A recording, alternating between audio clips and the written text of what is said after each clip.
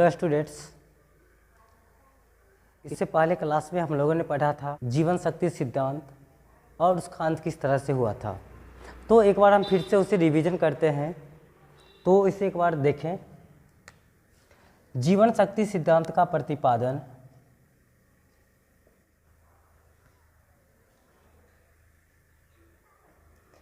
1815 ईस्वी में बर्जिलियस साहब के द्वारा किया गया था।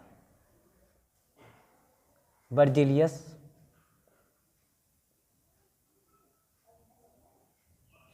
महोदय के द्वारा किया गया था। तो हम लोगों ने इसके बारे में पढ़ा था। और ये जो जीवन शक्ति का सिद्धांत था ये अंत भी हो गया। ये किस प्रकार से अंत हुआ था ये भी आप इससे पहले की वीडियो में पढ़ चुके हैं। एक बार फिर से हम इसको रिवीजन कर देते हैं। तो जैसा कि आप लोगों ने कल पढ़ा था, इससे पहले का जो वीडियो था उसमें से फर्स्ट ऑर्गेनिक कंपाउंड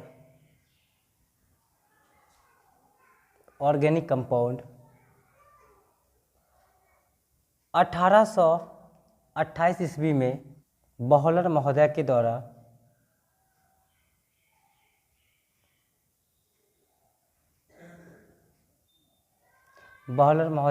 किया गया था। जो कार्बनिक यौगिक यूरिया था NH2CO NH2। उसके बाद हमने पढ़ा कि सेकेंड ऑर्गेनिक कंपाउंड 1845 ईस्वी में हरमन कोल्वे महोदय के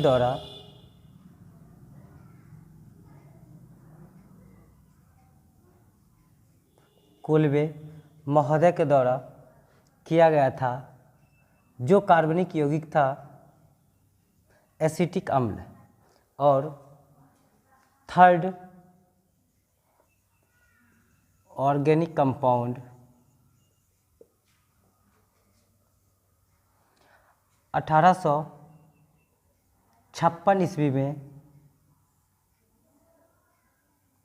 बर्थलोट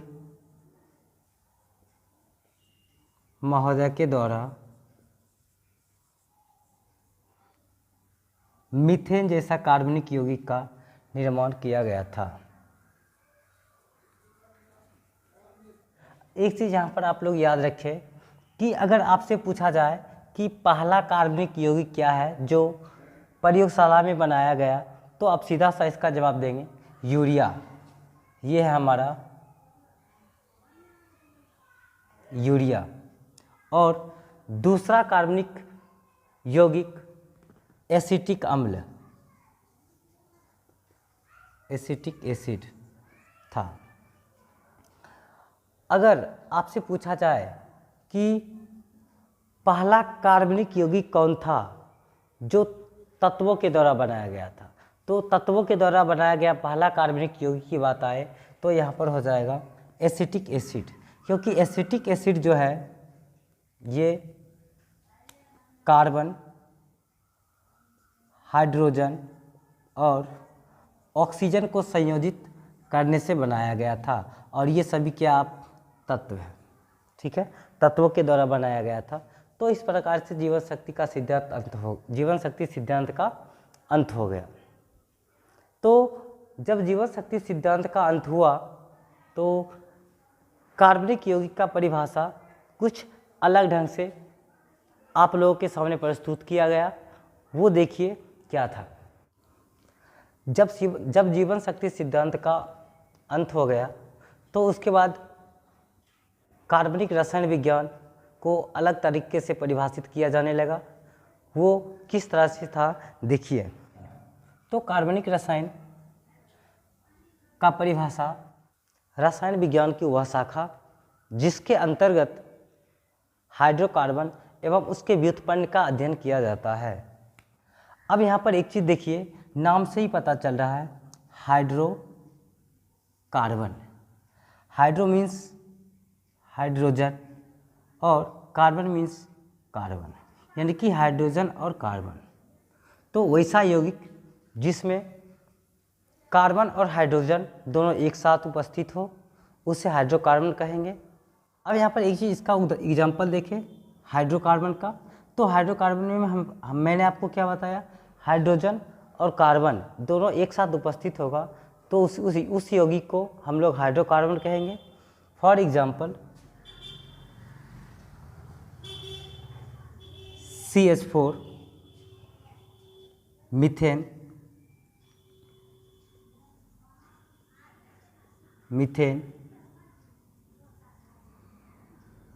C2H6, इथेन, C2H5OH,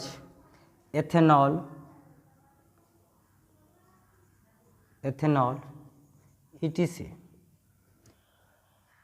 इससे व्युत्पन्न का मतलब ये हुआ कि इस तरह से यहाँ पर समझिए, जैसे कि अगर हम बात करें मीथेन CH4, तो यहाँ पर इस यौगिक में देखें तो एक कार्बन परमाणु है, इस एक कार्बन परमाणु के साथ 4 हाइड्रोजन परमाणु है। अब इसी में से हम क्या करें, इस यौगिक में से हाइड्रोजन में से एक हाइड्रोजन को यहाँ से गायब कर दे, यानी कि रिप्लेस कर दे, तो यहाँ पर कितना हाइड्रोजन बनेगा, 3। और एक हाइड्रोजन के बदले यहाँ पर और भी कुछ हम मूलक लगा सकते हैं, जैसे CH3OH, तो इसका नाम हो जाएगा मिथाइल अल्कोहल।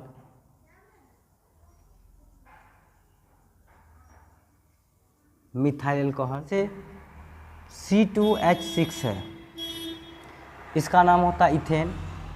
ये किस तरह से मीथेन, इथेन, ब्यूटेन, पेंटेन, किस तरह से ये सब इस यौगिक का नामकरण किया जाता है, ये सब भी हम आपको अगले टॉपिक में, जब ये टॉपिक कार्बन तथा उसके यौगिक चैप्टर जब स्टार्टिंग हो जाएगा शुरू से, तो वहाँ पर आप सीखेंगे। तो देखिए यहाँ पर C2H6 है, तो यहाँ पर 2 कार्बन परमाणु है, इस 2 कार्बन परमाणु के साथ 6 हाइड्रोजन परमाणु है। तो इस 2 कार्बन परमाणु के साथ यहाँ पर देखिए एक हाइड्रोजन इससे हम गायब करेंगे, यानी कि इससे हम निकाल देंगे, तो यहाँ पर 5 हाइड्रोजन बचेगा, तो H5, और एक हाइड्रोजन के बदले अन्य कोई क्रियाशील मूलक हो सकता है, तो हमने यहाँ पर लिख लिया C2H5OH, एथेनॉल, एटसेट्रा। तो इस तरह से बने यौगिक को हम लोग कार्बनिक रसायन विज्ञान कहते हैं। तो ये आधुनिक परिभाषा है, और इससे पहले की वीडियो में जो हम लोगों ने पढ़ा वो था कि आज से प्राचीन काल में कार्बनिक रसायन विज्ञान को किस तरह से परिभाषित किया जाता था। अब हम लोग एक नए टॉपिक की ओर चलते हैं, जो हमारा टॉपिक होगा कार्बनिक यौगिक।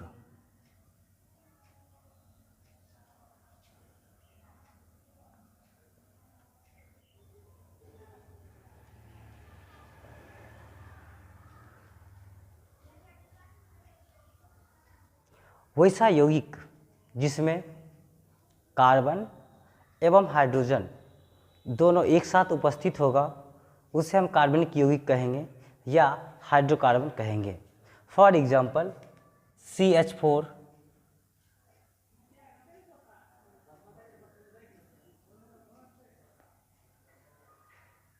C2H6, ethane, CH3Cl, methyl chloride, CH3COOH, acetic अम्ल, C6H6, benzene, C2H5OH, alcohol, etcetera.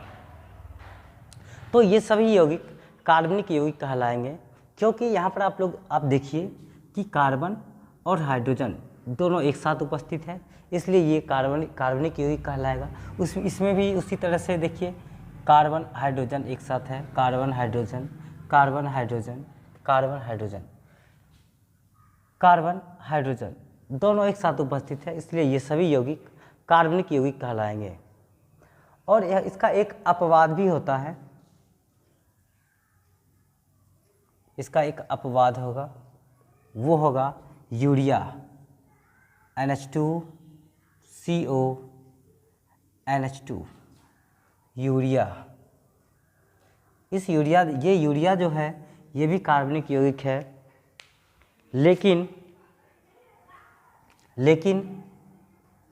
इसमें कार्बन और हाइड्रोजन दोनों एक साथ उपस्थित नहीं है, इसलिए हम इसे फिर भी ये क्या होगा, कार्बनिक यौगिक होगा।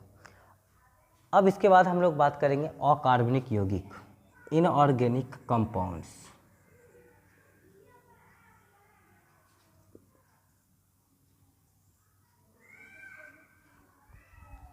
तो अकार्बनिक यौगिक को हम किस तरह से परिभाषित करेंगे, यहाँ पर ध्यान दीजिएगा। वैसा यौगिक जिसमें कार्बन और हाइड्रोजन दोनों एक साथ उपस्थित नहीं होंगे या उपस्थित नहीं होते हैं, उसे हम अकार्बनिक यौगिक कहते हैं। For example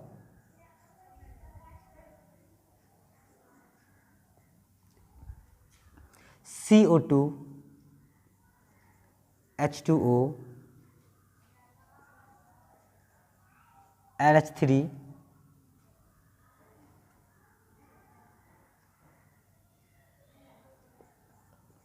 NO2, SO2, SO3 etcetera. तो ये सभी यौगिक अकार्बनिक यौगिक कहलाएंगे, क्योंकि इन सभी यौगिक में कार्बन और हाइड्रोजन कहीं भी एक साथ उपस्थित नहीं है, इसलिए ये सभी यौगिक अकार्बनिक यौगिक कहलाएंगे। तो इसके बाद हम अगला टॉपिक की बात करते हैं। अगला टॉपिक हमारा होगा कार्बनिक यौगिकों का महत्वपूर्ण गुण। तो हम लोग को ये भी समझ लेना चाहिए कि कार्बनिक यौगिक जो होता है इसका मुख्य गुण या महत्वपूर्ण गुण क्या क्या होता है। कार्बनिक यौगिकों का महत्वपूर्ण गुण, important properties of organic chemistry. तो इसका पहला गुण है, इसमें हाइड्रोकार्बन उपस्थित होता है। जैसा कि आप लोगों ने अभी तुरंत पढ़ा, हाइड्रोकार्बन का मतलब वैसा यौगिक जिसमें कार्बन और हाइड्रोजन दोनों एक साथ हो, उसे हाइड्रोकार्बन कहते हैं। तो कार्बनिक यौगिक जो होगा इसमें हाइड्रोकार्बन उपस्थित होता है। इसके बाद हम इसका दूसरा गुण देखें, तो दूसरा गुण है कार्बनिक यौगिक समावयवी दर्शाता है।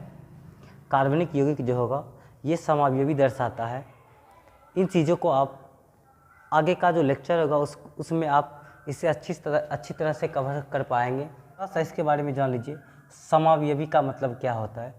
तो समावयवी हम उसको कहेंगे जिसका रासायनिक सूत्र समान होगा, यानी कि एक ही होगा, और उसका संरचना अलग अलग होगा, तो उसे हम समावयवी कहते हैं। और समावयवी का जो ये घटना होता है, इस घटना को हम लोग समावयवता कहते हैं।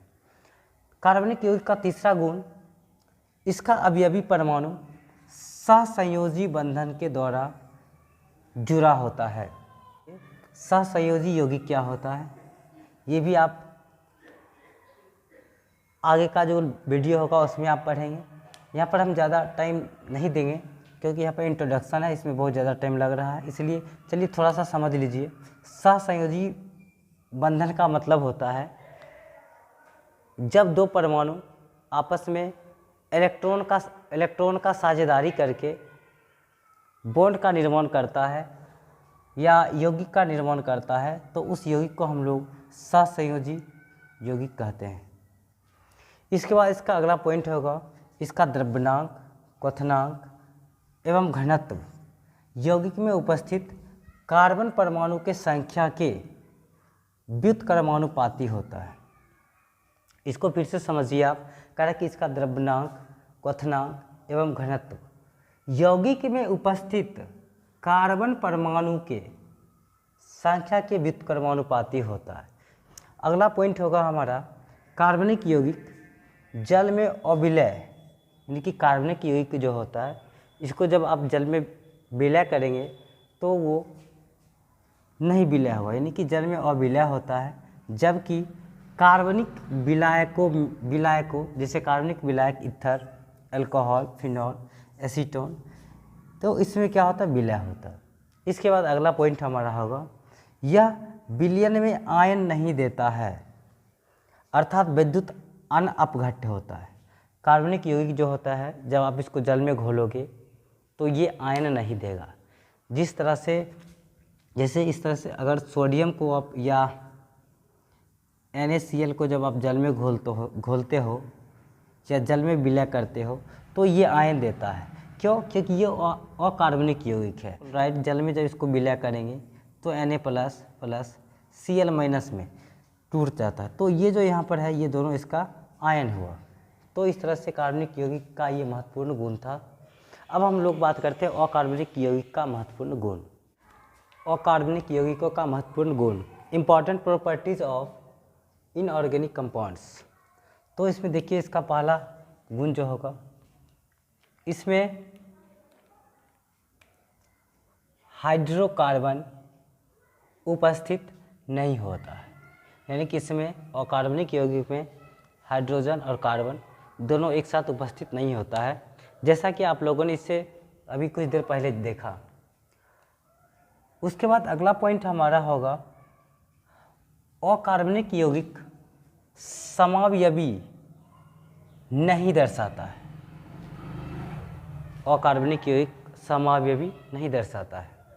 इसके बाद तीसरा पॉइंट हमारा होगा, इसका अवयवी परमाणु आयनिक बंधन द्वारा जुड़ा होता है। किस बंधन के द्वारा जुड़ा होता है? आयनिक बंधन के द्वारा जुड़ा होता है। जिस तरह से आपने देखा कि कार्बनिक यौगिक जो होता है वह सहसंयोजी बंधन के द्वारा जुड़ा होता है, लेकिन अकार्बनिक यौगिक आयनिक बंधन के द्वारा जुड़ा होता है। अकार्बनिक यौगिक का द्रव्यनांक, क्वथनांक एवं घनत्व अति उच्च होता है, अति उच्च होता है, यानी कि बहुत ज़्यादा होता है। द्रव्यनांक, क्वथनांक एवं घनत्व काफ़ी अधिक होता है।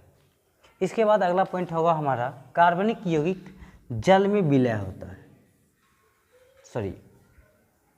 अकार्बनिक यौगिक जल में विलय होता है, यानी कि कार्बनिक यौगिक को आप जब जल में घोलोगे तो वो विलय हो जाता है, यानी कि उसके साथ घुल मिल जाता है।